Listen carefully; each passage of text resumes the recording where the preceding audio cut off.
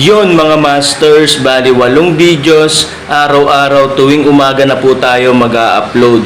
Maraming salamat sa mga solid kong masters dyan na patuloy pa rin na sumusuporta sa aking mga ina-upload na kwento o videos. At sa mga hindi nag-skip, maraming salamat po sa inyong lahat. At mag-iingat po kayo palagi and God bless. Magandang gabi mga masters, bali ngayon po ay 8 videos po ma-upload ko po sa aking YouTube channel. Tama nga mga masters, 8 videos nga po ma-upload ko. Yon, what's up mga masters? Nandito na naman tayo sa panibagong araw, panibagong kabanata na naman ang pagsasama-samahan natin ngayon guys.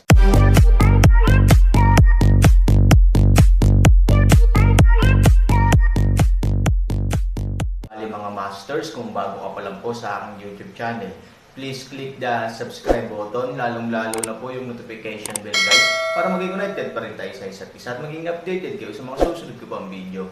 Bali mga masters, bago natin umpisahan ng kwento ay mag-shoutout po muna tayo para sa mga solid nating tagapakinig. Shoutout kay Master Creator at shoutout kay Sally Guanyo. Yun na nga mga masters, no? Bali hindi na ito patagalin. In 3, 2, 1, let's go! Mga master, 8 video na ang mapapakinggan nyo everyday, 4 sa umaga at 4 sa gabi. Salamat mga master.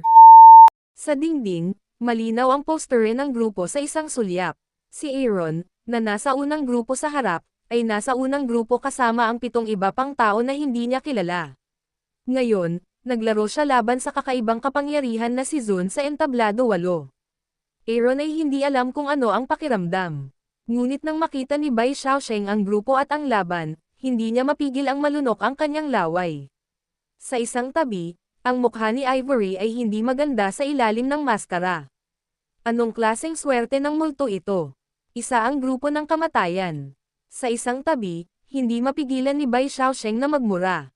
Nang makitang naguguluhan si Aaron, itinuro ni Bai Xiaosheng ang schedule ng Aaron. Nakikita mo, ang unang nakahihigit ay ang kakaibang Power Master.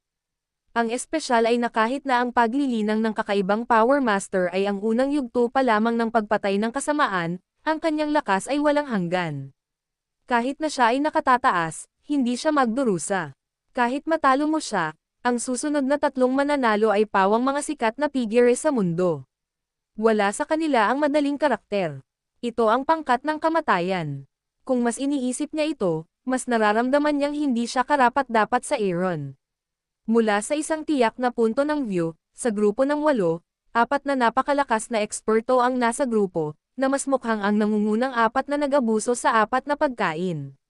Sa makatuwid, ang Aaron ay nakikibaka sa bawat hakbang, na lubos na naiiba sa sitwasyon ng ibang mga grupo. Ang paglalaro ng ganito, not to mention ang pag-breakout sa group stage, kahit gusto mong manalo pa ng 2 round, mas mahirap. Puno ng matuwid na galit ay nagrereklamo tungkol sa daan. Kung maaari kang hatiin sa isang mahusay na grupo, makatagpo ka ng mahinang kalaban, lakas at swerte, maaari kang makalusot, kaya ang Aaron ay maaaring umabant sa finals ng top 12, kahit na matalo ka sa huli, ang Mystery Man League ng Aaron ay hindi bababa sa sikat dahil ito ay hindi bababa sa nangungunang 12.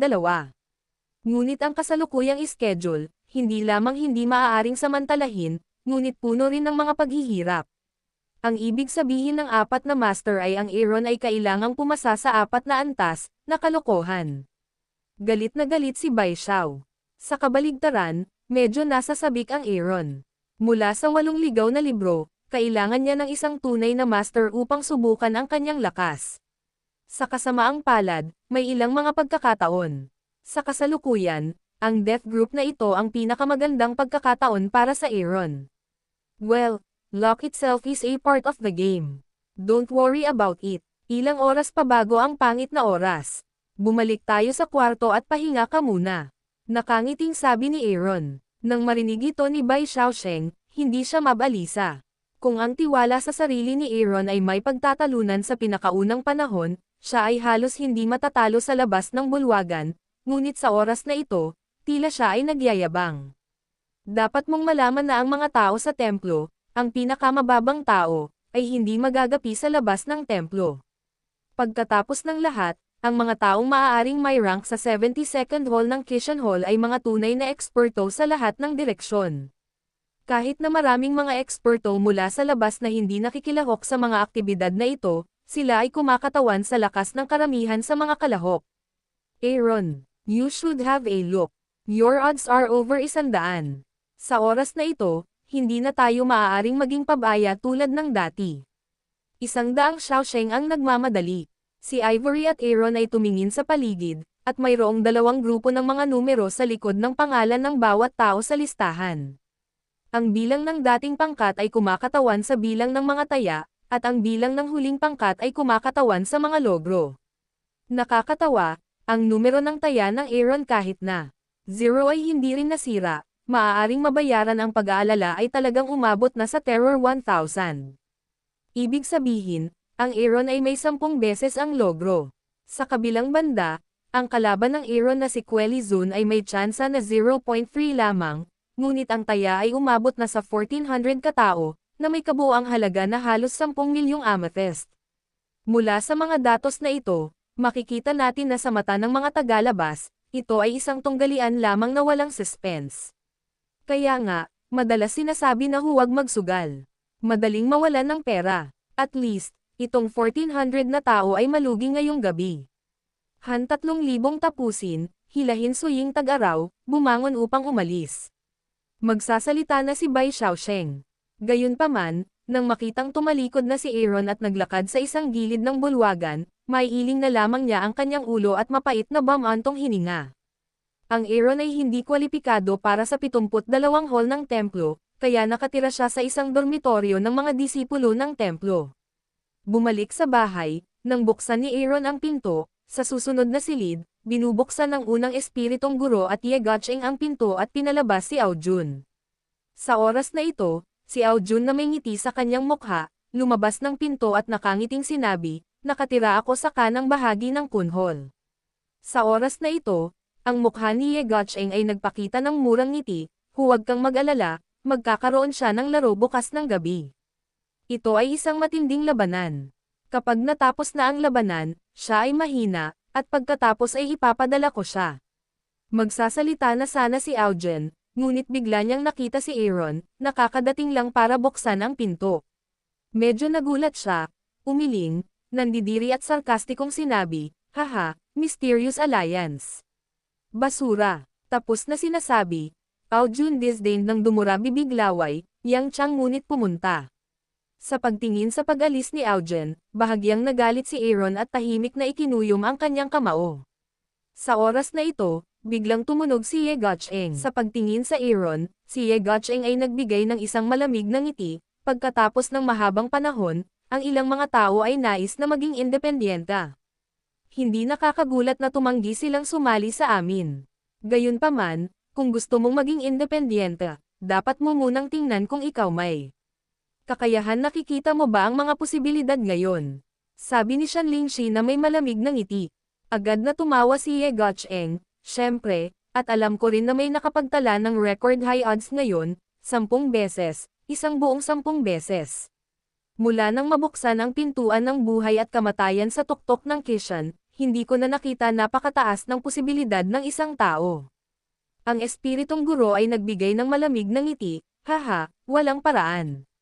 Laging kailangang bayaran ng mga tao ang kanilang kamangmangan, tama ba?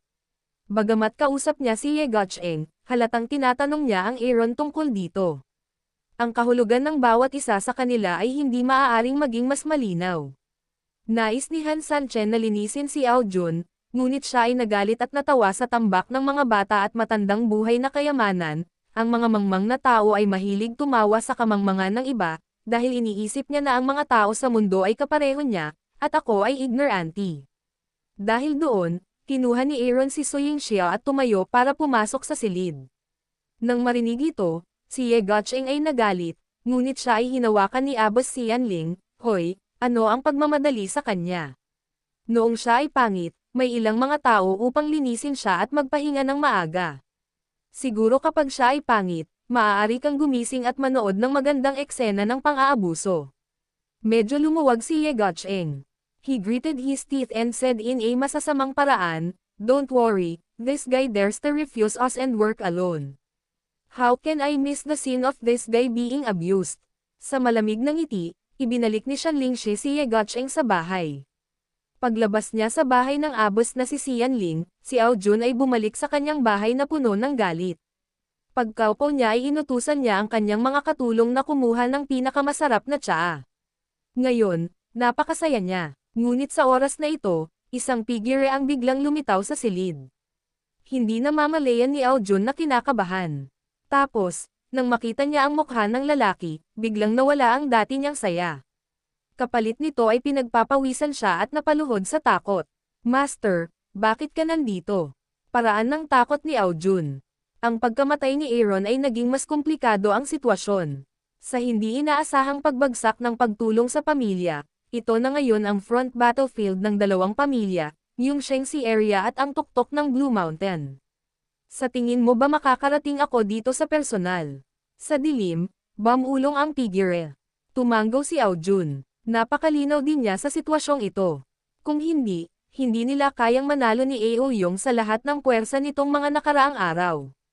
Maganda ba ang relasyon niyo ni Ao Yong? Balita ko nag-recruit ka na ng bagong team. Sabi ng madilim na anino. Oo, temporary league yun. Medyo maganda ang lakas nila. Ngayon nakapasok na sila sa qualifying match.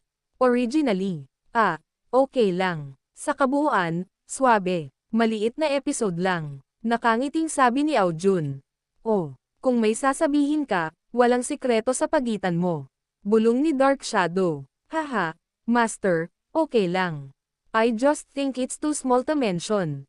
That day, nung pumunta ako para manligaw sa Justice Alliance, may nakilala akong lalaki. Gusto siyang ligawan ni Abos Xianling, pero tumanggi siya. Ngayon nakatakda na siya. Isang misteryosong alliance sa kanyang sarili, at ngayon ay nakapasok na siya sa qualifying battle. Gayunpaman, ito ay isang piraso ng basura na lumikha ng isang mataas na posibilidad na banggitin ito. Bahagyang kumunot ang noo ni Dark Shadow.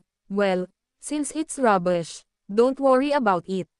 Now the overall situation is important. Don't delay business because of rubbish. Oo, Panginoon, mangyaring makatiyak na ang aking mga nasasakupan ay maaalala ang mga mahahalagang kaganapan sa walang hanggang pamilya at huwag maglakas loob na pabayaan ang mga ito. Sa oras na ito, Aaron's room. Sa pagtingin kay Aaron, na natutulog kasama si Han Nayan sa kanyang mga bisig, sina Ivory at Bai Xiaosheng ay nababalisa.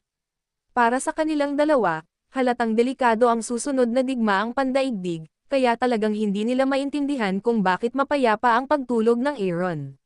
Si Su Yingxia ay medyo magaling. Pagkatapos ng lahat, mas marami siyang alam tungkol sa Aaron, at mas magulo si Bai Xiaosheng. Ang panahon, sa kanilang walang kapantay na pagdurusa, ay unti-unting naglaho. Sa sandaling dumating si Shushi, nang tumunog ang boses ni Guyu sa bulwagan ng Kishan, opisyal na nagsimula ang qualifying competition para sa tuktok ng Kishan. Ang buong eksena, kabilang ang labas ng bulwagan, ay nagudyok din sa isang tunay na walang tulog na gabi mula sa oras na ito. Ang mga gustong makipagkompetensya ay natural na kailangang obserbahan ng maaga ang lakas at kalakaran ng kalaban, habang ang mga hindi nakikipagkompetensya ay natural na naglalagay ng mabibigat na taya at gumawa ng malaking taya. Halos sa pangit na oras, Aaron sa wakas ay nakabukas ang isang katawan, sa oras na ito humikab paulit-ulit na dahan-daang umupo. Well, now, we have the first game of the 8th group, the Mystic League against the Monster. Now, please get ready. Sa labas ng bulwagan, tumawag ang Master of Ceremonies. Tumayo si Han Sanchen, kinuha ang tsaa ni Ivory sa mesa at ininom ito ng may kumpiyansa ng ngiti, ako na ang magtanghal. Yun na nga mga masters, no? Bali panibagong kabanata na naman yung natapos natin ngayong gabi. Muli, maraming salamat po.